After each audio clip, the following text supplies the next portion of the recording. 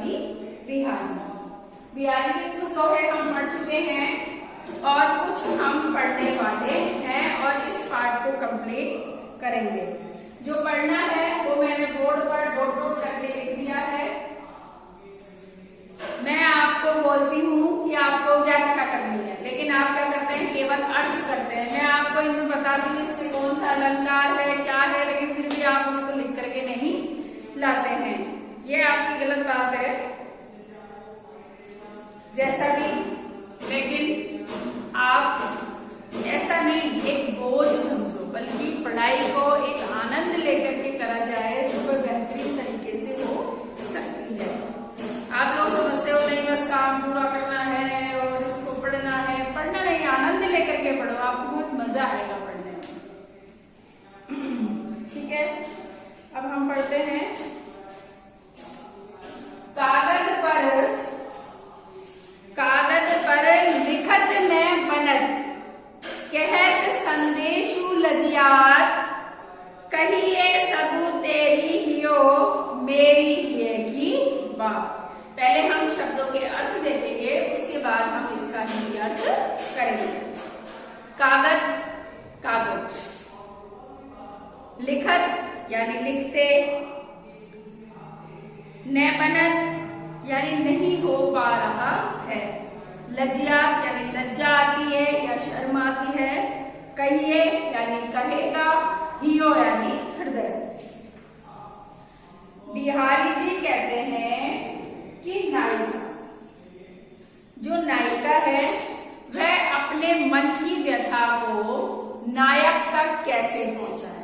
वह कागज पर लिखना चाह रही है, लेकिन उससे कागज पर अपने मन की व्यथा को नहीं लिखा जा रहा है, और साथ ही वह शर्म से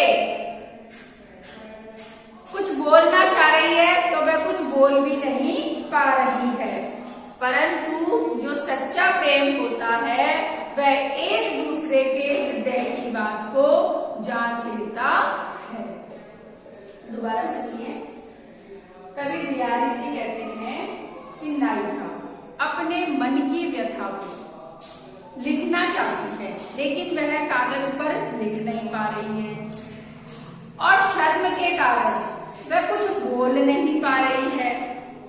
अपनी बात प्रेमी तक कैसे पहुंचाए, तो वह कुछ ना तो लिख पा रही है और ना कुछ बोल पा रही है।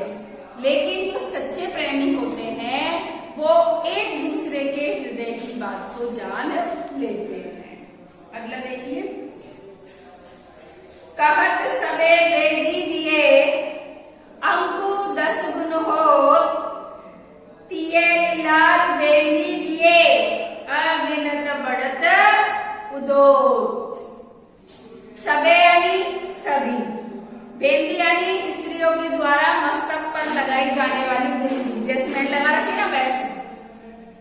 दिए यानी लगाए जाने पर, अंकु, अंकु यानी होता है संख्या, 10 गुनी यानी 10 गुना, लिए ललाट यानी स्त्री के मस्तक पर, अग्निगु यानी अत्यधिक, और कुदोतु यानी प्रकाश या शोभा।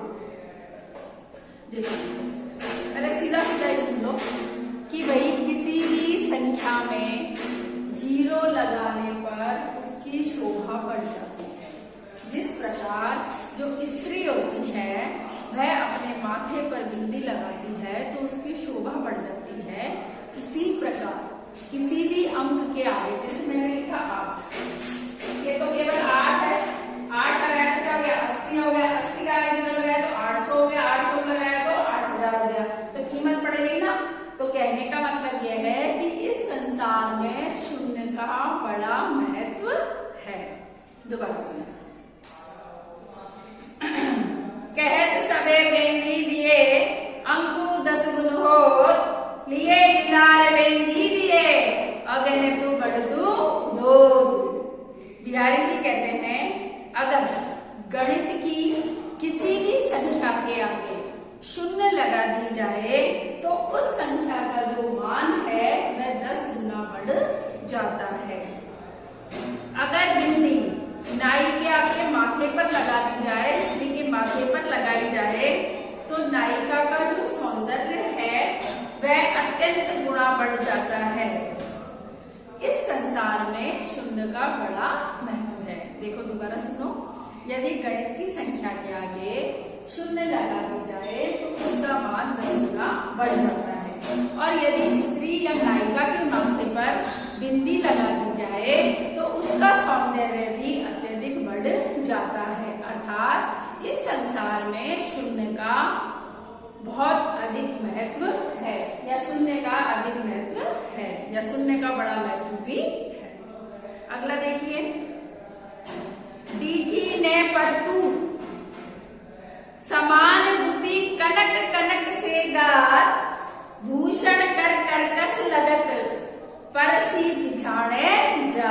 देखो हमारे जो बिहारी लाल कवि जी हैं वो गागर में सागर बनने वाले कवि हैं। कितनी अच्छी बात की, अभी आपको हंसी आएगी।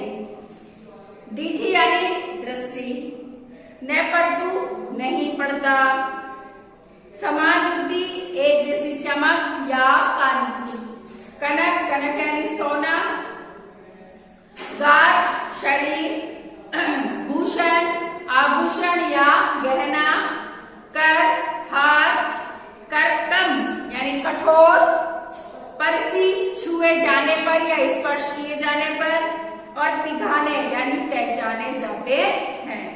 देखो बिहारी जी कागर में सागर बनने वाले कवि तो है, वो एक नायिका के सौंदर्य का वर्णन करते हुए कहते हैं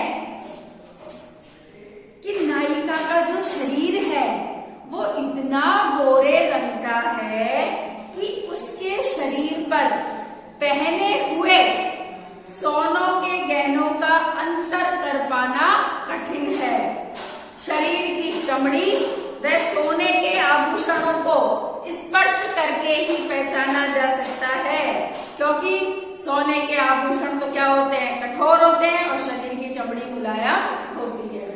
कहने का मतलब यह है कि नायिका का रंग इतना गोरा है कि ये पहचान नहीं हो पा रही है कि ये आभूषण है या नायिका का शरीर है। उसको छू करके स्पर्श करके उसकी पहचान की जा रही है। दोबारा सुनो, बिहारी जी है हमारे। डीठी ने परतु समान दुति कनक कनक से गात, भूषण कर कर्कश लगत परसी बिछाड़े जात। बिहारी जी नायिका की सुंदरता का वर्णन करते हुए कहते हैं कि नायिका का जो रंग है वो बहुत गोरा है।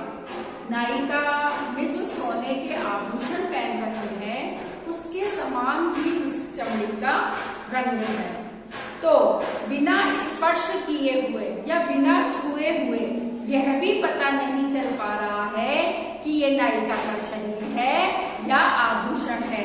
नायिका को स्पर्श करने के बाद ही ये पता चल रहा है कि यह आभूषण है और यह नायिका का शरीर है, क्योंकि आभूषण जो है वो कठोर होते हैं और शरीर जो है वह कोमल होता है। आगे का समझ में देखो कितनी सुंदर महिला होगी जो पता ही नहीं चल रहा कि आभूषण कौन सा है और कलर कौन सा है। हाथ लगाने से पता चल रहा है कि ये चमड़ी है और ये सोना है। चलो ठीक है, अगला देखते हैं। अंग अंग नग जग मगध दीप सिखासी देहे, दिया बढ़ाए मुंह रहे बड़े उजालो देहे। आपने वो गाना सुना होगा ना, जिसकी बिंदी गोरी उसका भी बड़ा नाम है। कमरे में जला लो, कमरे में बिठा लो, बत्ती का क्या काम है, यानी लाइट का क्या काम है ना। वो ही बिहारी जी ने यहाँ पर सिचुएशन की है। देखो पहले आंसर देखते हैं। नग रतन, जगमगत यानी जगमगाती है, दीप शिखा दीपक की लो, देहे शरीर, दिया दीपक, बढ़ाए यानी बुझाने पर भी, उजियारो यानी प्रकाश, और गेहे यानी घर पर। अब सुनो,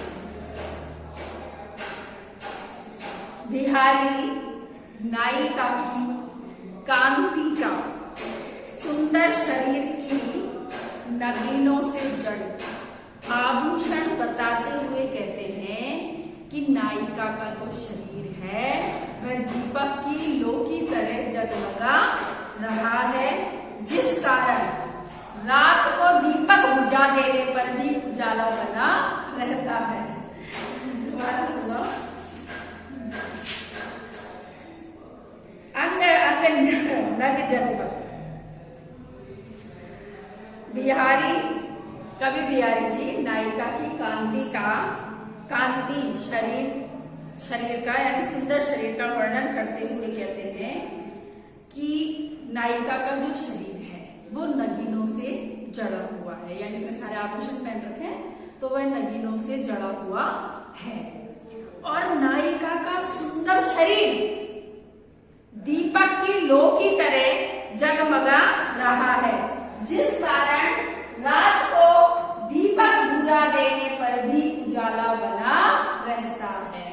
यानी नायिका इतनी सुंदर है, उसके शरीर की कांति, उसकी चमक इतनी है कि यदि रात को दीपक बुझा दिया जाए तो भी उजाला हो रहा है। ये मैंने आपको आज पढ़ा, इनके अर्थ बता दिए मैंने आपको। आप लोगों को मैं कहती हूँ व्याख्या करो, आप लोग करते हैं इसका अर्थ, लेकिन फिर भी मैं यही कहूंगी आपको क्या करनी है, व्याख्या करनी है। अब आप डायरी लिखें।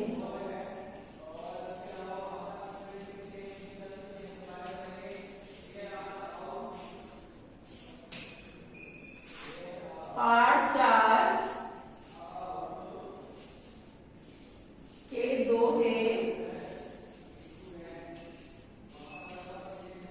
जो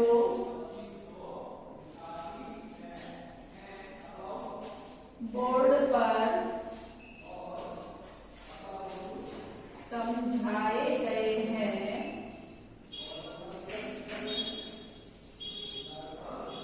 समझाए गए हैं, उनकी व्याख्या कीजिए।